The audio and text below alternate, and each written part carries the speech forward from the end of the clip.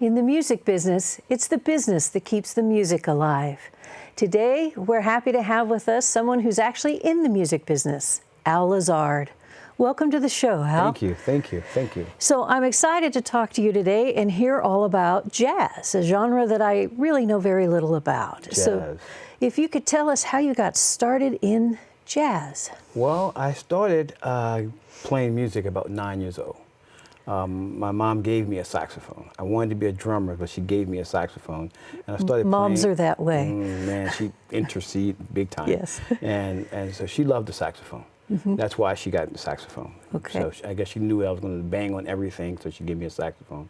I started at 9. I started playing in New Orleans. I'm from New Orleans, born and raised in New Orleans. My dad's a musician. My mom's a singer. My grandmother's a singer. My uncle's a singer. My brother's a singer. My sister's a singer. Everybody in my family was playing music. And was that all jazz or different kinds? My grandmother was a lounge singer. So she sang at different lounges and weddings and at funerals and stuff. My mom did the same thing.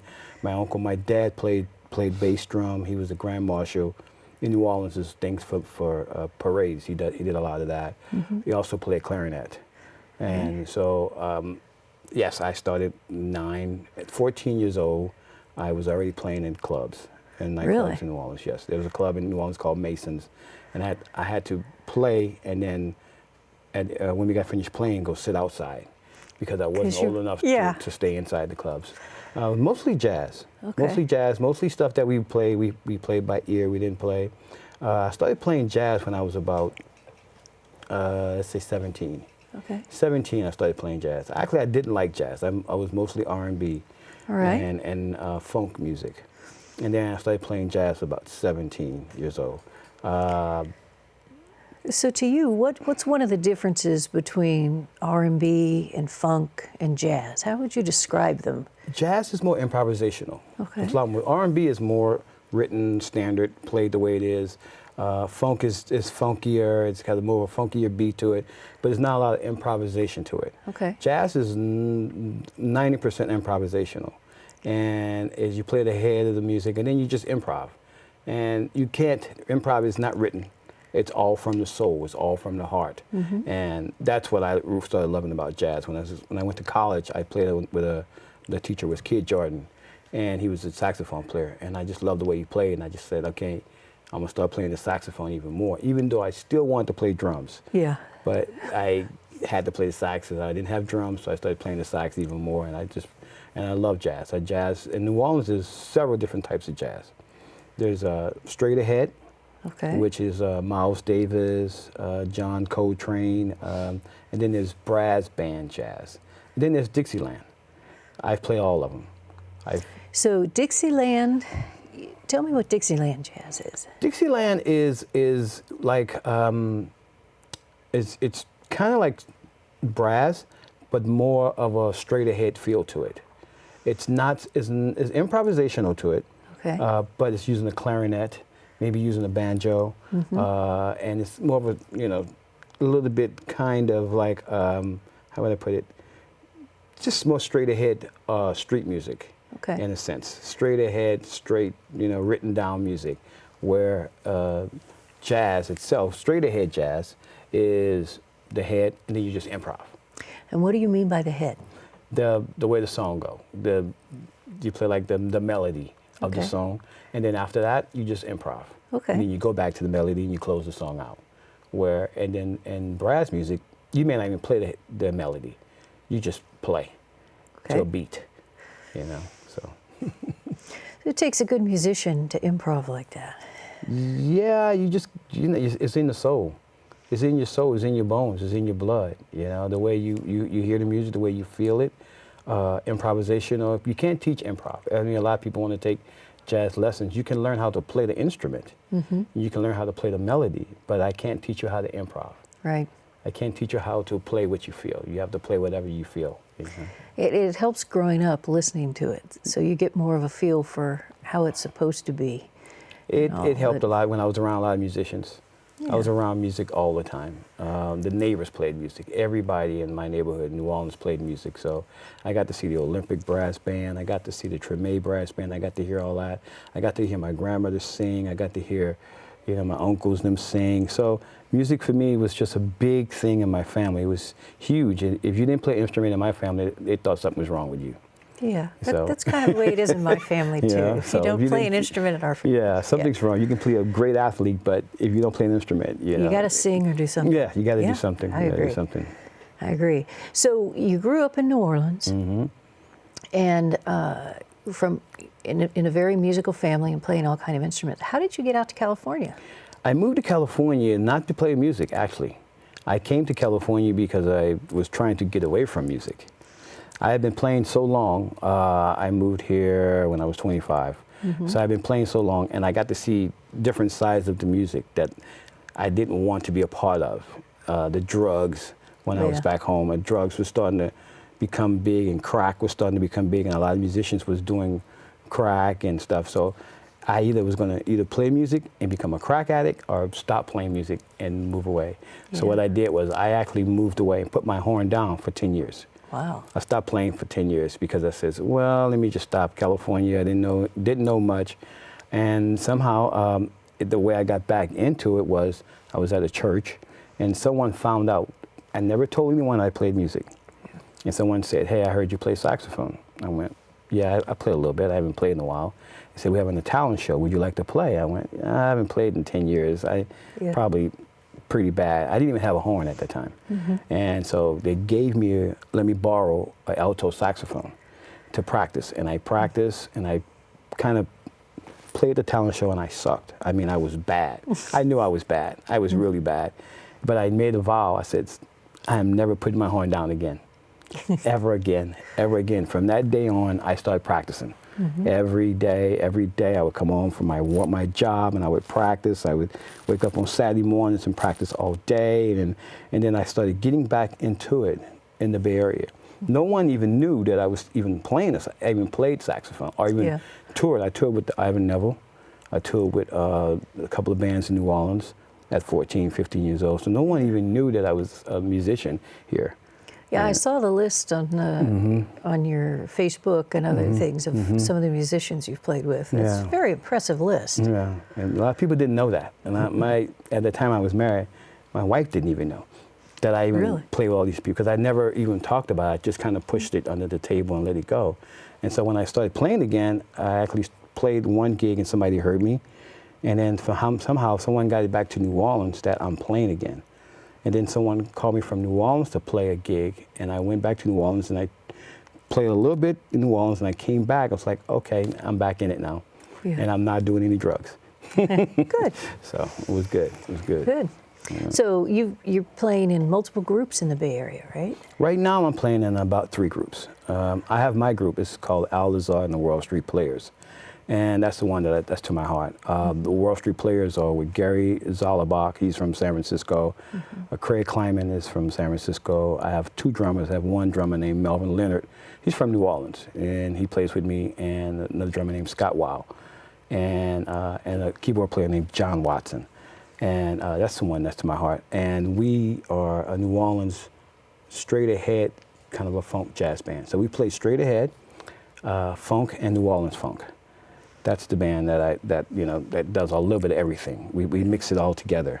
Because I love straight ahead music. I love straight ahead jazz. I love jazz. I love Miles. I love Coltrane. I love that. But I also love New Orleans.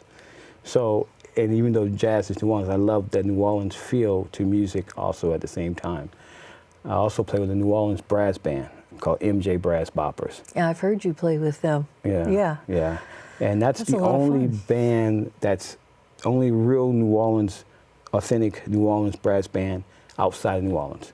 And the reason why we say that, because 4 of the members are from New Orleans. And so you can feel that. I played in other brass bands and I didn't feel anything. But when the Boppers came together, we was like, okay, this is what it feels like to play a New Orleans brass band. And the funny thing was, I hated brass music when I left New Orleans. Because I had played it so much.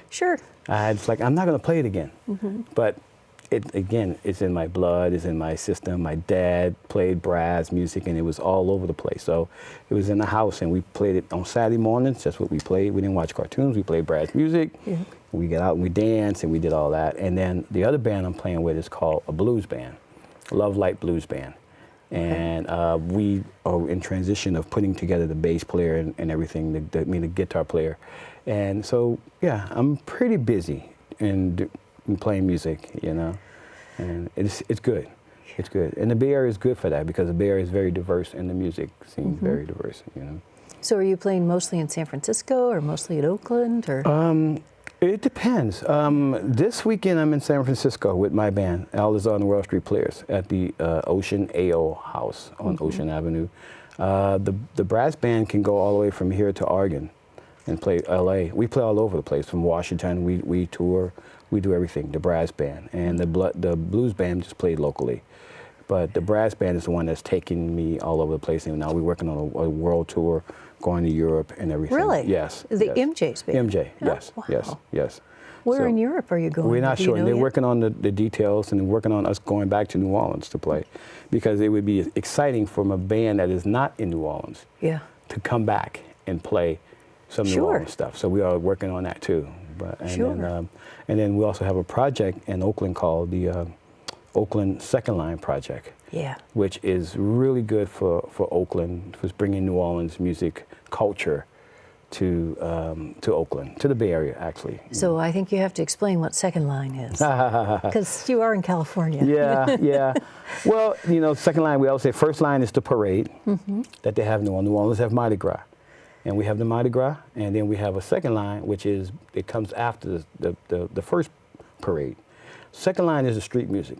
Second line is the people getting together. It's a culture of people getting together, having a good time, dancing, and just experimenting with each other, and just, it's a good thing. It's a community thing. It's kind of like, you know, like Congo Square, where the music play and everybody come together. That's what Second Line is. Second Line can start anytime. There's no reason to have a second line.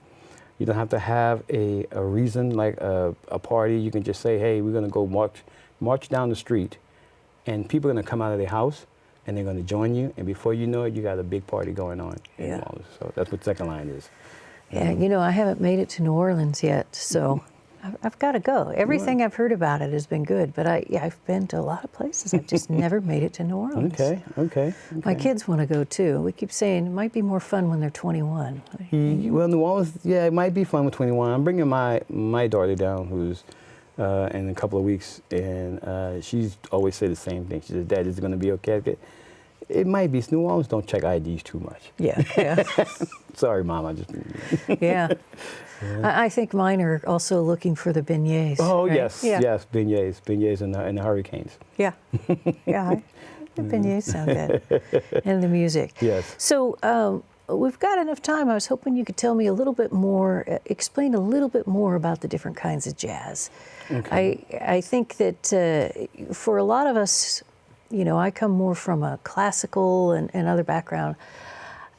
Jazz is confusing to me. I mean, there are different kinds of jazz that I know I like and all, but I can't identify it. So for instance, straight line. Could you tell me again really what straight line is? Well, straight ahead jazz. We call it straight ahead jazz. It's more of a and there's also fusion jazz too. But there's also the straight ahead jazz is what you know, Miles Davis, and you heard of Miles Davis, and you heard of Duke Ellington and Count Basie. Yes. All right. So that's what is straight ahead jazz. That's kind of, they play the melody and then they do a solo and then they go back to the melody and then they end the song. Okay. Mostly straight ahead. You know, if you listen to Miles Davis, he'll play all blues. He'll play the melody, all blues, and then he'll do a solo. Then they'll go back to the melody, and then they, end the song. And it can go either way. That can transition in the song, within the song itself. But that's usually what straight ahead is, and it's very, very, and it's very improvisational. So a lot of improvisational in there, and everything is the same. So is it usually is it one soloist, or is it another one where each musician can have a turn? Each musician get a solo. Okay. The instruments are talking to each other. Okay. So let's say they play the melody, and the saxophone player take a solo, and then when he gets to the end of his solo, he'll pass it on to the piano player. The piano player gets done with his solo, he'll pass it on to the guitar player, and they just keep passing on until they're done with everybody has soloed, the drums and everyone, and then they'll go back to the melody, and then they're in the song. And so, how do they indicate that I'm done playing my solo now and I'm passing it along to you? The instruments are talking. Again, it's I think I said it's like ending a sentence. You have to put a period to it. So when let's say the saxophone player is playing and he knows he's coming to into his solo, he will play something that will signify a period. Okay. Just signify the period. It's like, I'm done, and then you'll pass it on. Okay. You know, and so the instrument will pick up either playing the exact same note where he left off at, or coming with something totally different. Okay. Yes, and that's straight ahead in brass, New Orleans second line, brass band music, very similar, but the melody cannot be played at all, and everyone know the song in their head. They're just going to solo through everything. Everything. So you're playing kind of a standard repertoire when it's brass. Yeah. Yeah, we can do brass. They take brass and they turn into everything. They play pop music. They play R&B. They play Michael Jackson. They play everything, and it's just a New Orleans second line feel to it. Okay. A second line feel to it, and when they're done, again, they just like you hear it. You hear like they're playing. What's one of the songs we play? Can't think of the name of that song. Shake Your Body Down to the Ground by Michael Jackson. Okay. So they'll be playing Michael Jackson, but it has a second line feel to it. Okay. So it's totally different than just what it is. So, and you can hear the melody a little bit, but you'll know that it's second line music. You know the difference between second line brass music and straight ahead jazz. They're totally different, and they both have a lot of improvisation to it. But the second line is a feel. It's the drum, the rhythm. The tiny bit that I've heard, it seems like there's more of a bounce to it. It's a lot of bounce to it. New Orleans music is a lot of bounce. A lot of bounce. Second line is bounce. The different Dixieland can play the exact same song as a brass band play with no bounce. Yeah. No bounce. So that's what Dixieland is. It's no bounce. It's straight. You know, they'll play the exact same song, and it just be no bounce. Second line is a lot of bounce, a lot of dancing to it. Yeah. Dixieland, you may dance, but when you hear second line, you're gonna dance. You gotta dance. Yes. Yeah. There's no. I've seen people who say they don't dance and listen to second line. I've seen them. Yeah. moving. You gotta. Yeah. Okay. So that makes me feel a little better that I could hear that little tiny difference in there. Yeah. I just need to hear more of it. Obviously, I need to come listen to you guys, and you need to tell me ahead of time. Now this is this kind, and so I can understand it better. Oh, that's great. Yes. So, what are some of your plans for the future? Well, again, we plan on doing a tour with the brass band. We have some gigs that are lined up. The Lazard and the World Street Players are playing at the Crawfish Festival in Woodland in September. We are like the Woodland, California. Yes, Woodland, California, and we are the closing band. So so we got a good spot there, and that's going to be really nice because it's bringing my band there, and we're gonna tear it up. MJ has a lot of private gigs that we have, and then other than what we're doing, the tour, the the Oakland second line is going to be doing more stuff in Oakland, a lot more, and in San Francisco too, but mostly Oakland. And the CD I'm working on. I've been working on it for a while, but I'm working on the CD. I just got to put it together. I haven't heard about your CD yet. Yes. It's kind of quiet. I'm just putting the right pieces together because I want it to be more of a world, because I play with a lot of players from all over the world, so I'm bringing in different players from different places that I play with that can add to what I'm trying to do, you know? Good. Yeah, you know. Good, I'm looking forward to hearing about that one. That's good. Yeah. That's good. So I can't wait to hear about where you're going on your world tour, because I can just imagine different countries and how surprised and pleased they're going to be to hear that kind of music. It's exciting. It's exciting here in the Bay Area when people hear it for the first time. Yeah. They're not used to it. I know. I mean, like I said, I came and heard you, and it was exciting. And what I enjoyed, it's, as you said, it's a community building thing. And as you all marched around, and people from the community saw and heard you and started following as well. Yes. I mean, that's fun to watch. Yes, and in New Orleans it gets huge. Yeah. It's thousands of people, and they do it every Sunday. Wow. Every Sunday, and they have clubs that do it also. So they have different clubs that do it. So it's a big thing back home. And so we're trying to make, after Katrina, a lot of people came to Oakland. So Oakland has a lot of people from New Orleans here, a lot of folks from back home here. So we're trying to bring that community out too, let people know that we're here. We're in Oakland, and so come on out and join us, and come on have some crawfish with us, and come on break some bread with us, and let's have a good time like we did back home. Yeah. You know, so that's what we're trying to do with the one in Oakland, the Oakland Techno Project. So what do you miss most about New Orleans? Food. Yeah.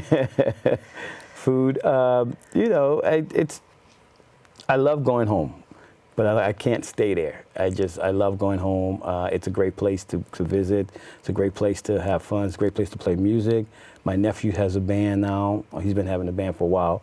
I'm gonna get a chance to play with my nephew band when I go back home. So I miss the music. I just miss the community. What's sad is that a lot of my family is not living there anymore after Katrina. Yeah. So most of them are living in Texas now. Really? Yeah. So when I go home, I have very little family to talk with because they're all living in Texas.